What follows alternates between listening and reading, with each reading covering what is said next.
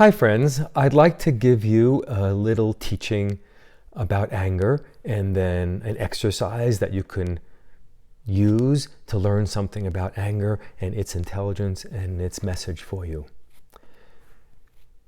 I began thinking about this closely when a client came to me one day and said, "Can you help me with my anger? I've done a lot of different things, healing ideas. I've been in therapy for many, many years, trying to get rid of my anger, and I still have it." And I thought, isn't that interesting? She's trying to get rid of something.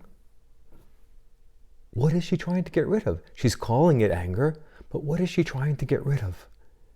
What is this anger? When you are concerned about your anger and you wish you didn't have it, or it's bothering you, it's disturbing your relationships, it disturbs your inner peace, what is this thing? That's the first question I ask. What is this thing? And in this case, what is this thing called anger? So I said to her, well, fascinating. Can you show me your anger? She said, what do you mean? I said, well, can you express it to me? Does it make a fist? Does it make a growl? What's its posture? What's it look like? And she said, I don't know. And I said, well, how about drawing it? If I took out a piece of paper, or I use whiteboards and some colored pens, could you draw it up? Maybe it's got fire in it with a red pen. Maybe it's got arrows in it. Maybe it's got spears in it. Maybe it's got, I don't know, brick walls in it. She says, I don't know if I could do that. I said, well, how about a sound? Growl, rah. And she said, I've never tried to do anything like that. And I thought, how fascinating. She's trying to get rid of something, and has spent years trying to get rid of it and done lots of therapy trying to get rid of it, but doesn't know exactly what it is. What is this thing she's trying to get rid of? That's a central problem for me when it comes to anger. Okay, what's the central problem? I'm going to say the central problem is shame, and I want to tell you what I mean by that. Here's anger. Here's this thing. I'm going to make it a rising up energy. Here's my anger. It's coming up. And then something says, that's bad. Let's get rid of it. That's no good. That's problematic. You shouldn't have that. That doesn't look good on you, David, as a teacher, to be angry. That doesn't look good on you, women. People will think you should be calmer and more open, more friendly, etc. That doesn't look good on you. So there's a counter force, right? Here's the anger, and here's the counter force. That doesn't look so good on you. Wouldn't it be better if it wasn't there and something tries to push that particular thing down? That's not a good thing. Something's wrong with you. Why are you always feeling that way? How come you're aggressive? How come you can't get rid of that? Why aren't you more friendly? Why aren't you more open? Why aren't you more forgiving? Why aren't you more nice? You used to be friendlier. Those are suppressive energies that label this thing called anger something not good, something wrong with you, something we should get rid of. That attitude, this is something wrong with you, this is something to get rid of, I call shame. What's wrong with you? Why are you like that? That's not a good thing. So now this suppressive force in the form of shame, let's get rid of this. Where does that suppressive force come from? It comes from the culture. You're a woman, you shouldn't be angry, you should never raise your voice, you shouldn't be too forceful, you shouldn't be too dominant, you shouldn't have strong opinions. Those kind of things push energies down. It could be many religious or spiritual forces are like that. Anger is not a good thing. You should be forgiving, you should meditate, you should do something, you should make amends, you should do something that's anti-anger. We don't say let's explore that and let it get bigger. So it pushes that down. It's cultural, or it could be personal. For instance, you may have had a family where anger was used in an abusive and hurtful way. And then you may think, the last thing I want to do is be anything like that, the way my father, my mother, that teacher treated me. The last thing I want to do is be like that. Keep that particular thing down. So it could be social, gender, or race, or men shouldn't be angry in certain ways. It could be gendered.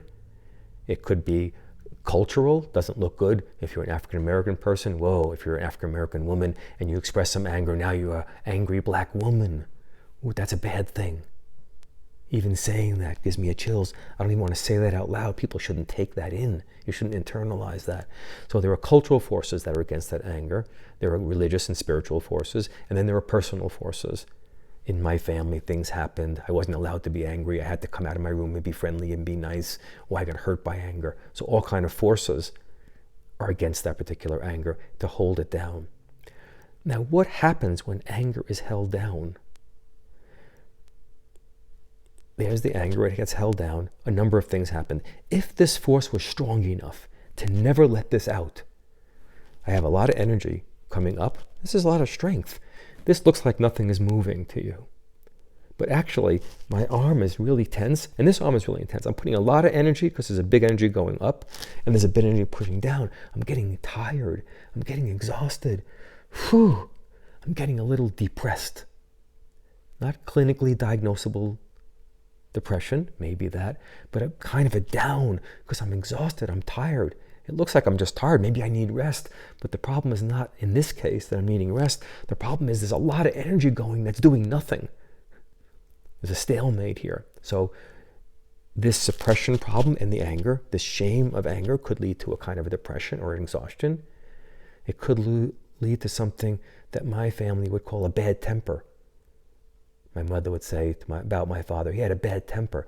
That meant he was a pretty even guy, and then, I get like that sometimes, a kind of an explosion of energy. So you get a bad temper because this can't hold it forever. Without the depression is one possibility. Another is every so often I get, why did I get so aggressive all of a sudden? I got to calm down. How come I get angry every so often? Why did I overreact like that? That looks like a problem that people would say is an anger problem, but I would say it's an anger and shame problem, an anger and suppression problem going together. That's why I'm bursting out. It could look like passive aggressive. Why would it be passive aggressive? Because I can't be directly angry. Hey, I'm really pissed about that. Hey, no, wait a second. I said I can't do that. I can't say those things. That takes a little more force, a little bit of that force, that angry force. I don't like that. Doesn't feel good. Don't put me down. Wait, you haven't listened to me. I can't quite say that. So I have to say, well, very nice. Don't you think that it would be nice? Anybody else listen to you? Well, I'm not saying anything. You can be this way. You can be that way. I'm schmoozing it out, softening out. I'm acting friendly. No, really, it's okay. It's just that sometimes and then you feel judged. You're getting an aggression, but it's softened out, made passive. So I'm here trying to be nice. I'm here trying to suppress, be nicer, be kinder, but you're feeling some of this energy. And then people say, well, you're passive aggressive. You need to deal with your aggression problem. Lower this particular problem, but rarely does that help. Most of the time what helps is softening, easing the suppression problem. I have to stop being so passive and be direct with you. If I'm direct, I might not even look angry. I might say, I really can't do it. Well, I asked you twice, you said you would. Hey, I really can't. I might even be able to do that in a calm way, but if there's something against me, hey, I told you no. Can you follow? You're getting this particular thing, or I'm going to become passive aggressive about it. Fine, you don't have to do it for me. I've done plenty of things for you, but I guess you can't do it for me. I'm going to guilt you or something like that. You can feel the aggression and you can feel it tamed by this particular thing. So that's a little lecture about anger, the central problem with anger, that people don't know it. They're so interested in getting rid of it. We're so interested in getting rid of it. That's because we want this force to win. We're against this force. We don't even know what it is. We can't draw it. We can't make sounds about it. We can't express it. We can't make a face. What should we do about it? You have to get to know your anger. And I want to give you a little exercise as a free gift I use in some of my classes. And I think this is one of the most useful things. It's really helpful. See if you can follow along. I'll try to model. Okay. First, recall a moment that you were angry. Take a moment. That could have been something that happened yesterday. It could have been something that happened when you were a child. It could have been something 3 years ago that a teacher put you down, or a car passed you by and you got angry on the road. Bring up a moment. It doesn't matter what moment for this exercise. Just remember a moment. I'm remembering the other day walking down the road and a car going rather fast where I didn't have a place to go on the sidewalk. And I felt like that was endangering me. It made me really angry. I screamed at the car, hey! Get that moment. And the next thing, Feel in your body, this is a somatic exercise, feel in your body what it's like to be angry. Go back to that moment. I'm on the road, the car's coming. You go into yours. Feel where in your body is that anger hanging out? Is it starting to do something? Is it starting to change the way your legs are? Are they getting tight? Check your abdomen. Some people get anger in the abdomen. It gets tight, like a tight belly. See if your hands even have a little energy in them. Sometimes an angry hand, it looks limp, but if you said, yeah, there's a little bit of something in it, and you'd almost like you'd want to grab or claw or close. Feel that. It might be there. I get my anger first in my mouth and jaw. I think about that moment. I'm going to exaggerate a little bit. See if you can watch my face. If I would exaggerate it more. Okay? So I'm getting it in my face. Study your body. Remember the moment. Study your body. Where do you feel that anger when you go back to that moment? Feel it. And as you do that, take one of your hands, I'm going to show you, and begin to let your hand express the same thing that's in that part of your body. For example, I have this jaw, and I'm going to make my hand like that. See how my hand is gripping? Somebody else might go like that. Or you might feel, let's imagine your belly felt tight. You might say, it's like this. Now you have like a solid thing. Or you might feel it in your eyes that are piercing. You might say, anger's like this. So I'm going to show you with a hand like that. So different hand motions. This one, this one, this one. You make your own. It could be an energy that you're feeling flowing, and you might kind of go like that, or like this, or something like that. Take what's in your body and play. Let your hand express that anger. Show it. Keep doing it. I'm going to do mine. Mine's like this. I'm exaggerating, but play. Don't be too serious. Let yourself play. There's my hand. Sometimes I have people work with puppets so you can loosen up your mind and enjoy the somatic experience expressing itself. And then we're going to just take 2 more steps. Hang with me. The next step is we're going to help you shapeshift. This is a shamanic exercise. Now you have your jaw or your belly or something expressing it. You have your hand expressing it. And now I want you to let your face express it. I was already doing that with my jaw. Bring it into your eyes. Play, exaggerate. Don't be too literal. Go overboard. That's my exaggeration. Let yours. Bring it into your jaw.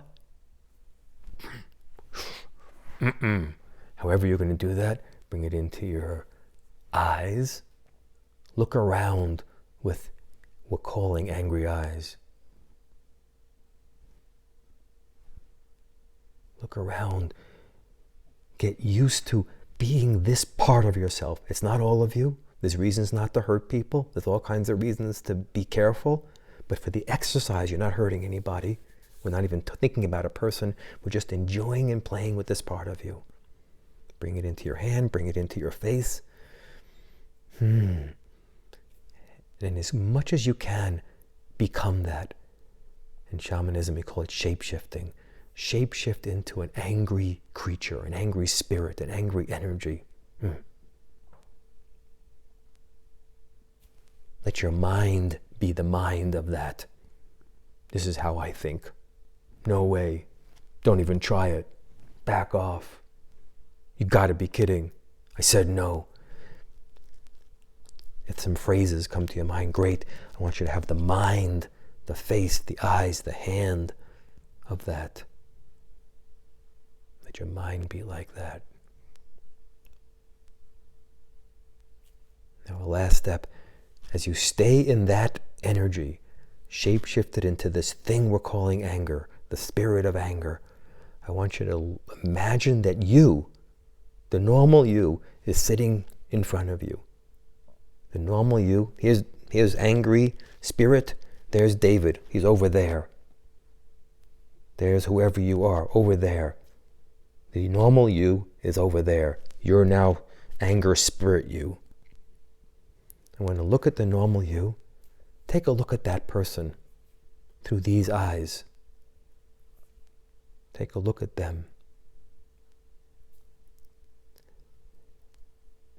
And tell them how they need you. Tell them how aware they need you. I'd say, David, you're too caretaking. Knock it off. It's enough already.